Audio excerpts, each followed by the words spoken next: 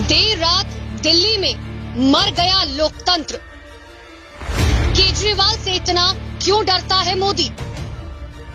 शुक्रवार रात दिल्ली में कुछ ऐसा हुआ जिसने बाबा साहेब के संविधान की धज्जियां उड़ा दी।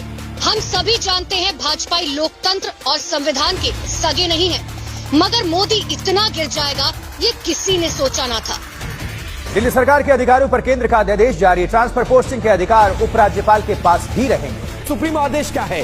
ट्रांसफर पोस्टिंग का जो अधिकार है वो दिल्ली सरकार के पास होगा, जबकि केंद्र सरकार का जो अध्यादेश है वो क्या कहता है? वो ये कहता है कि ट्रांसफर पोस्टिंग का अधिकार अब एक बार फिर से एलजी को वापस किया जाएगा।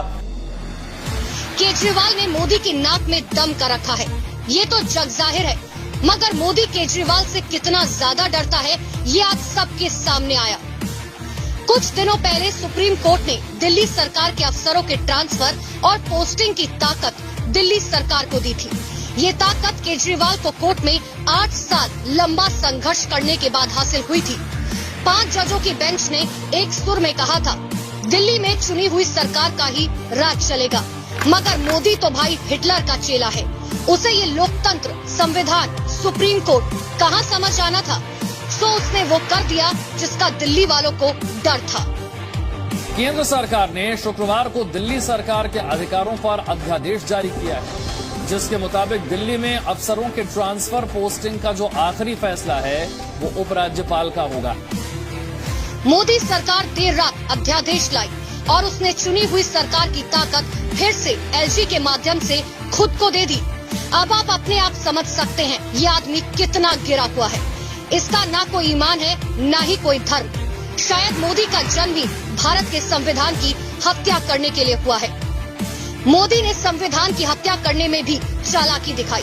उसे पता था अब सुप्रीम कोर्ट 1 महीने से ज्यादा की छुट्टी पर रहेगा, इसीलिए उसने संविधान की हत्या करने वाले इस अध्यादेश को अभी लाने का निश्चय किया।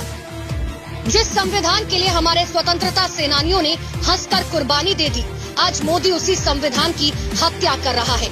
देशवासियों, ये जो हो रहा है वो कोई आम घटना नहीं है।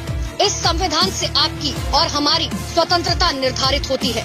संविधान नहीं बचेगा तो आपकी स्वतंत्रता नहीं बचेगी, आपको गुलाम बना दिया जाएगा। जितना हो सके इस वीडियो को फैलाएं, जनता को जागरूक करें, उन्हें सचेत करें, क्योंकि संविधान को कोई बचा सकता है तो वो सिर्फ और सिर्फ आप जैसे लोग ही हैं।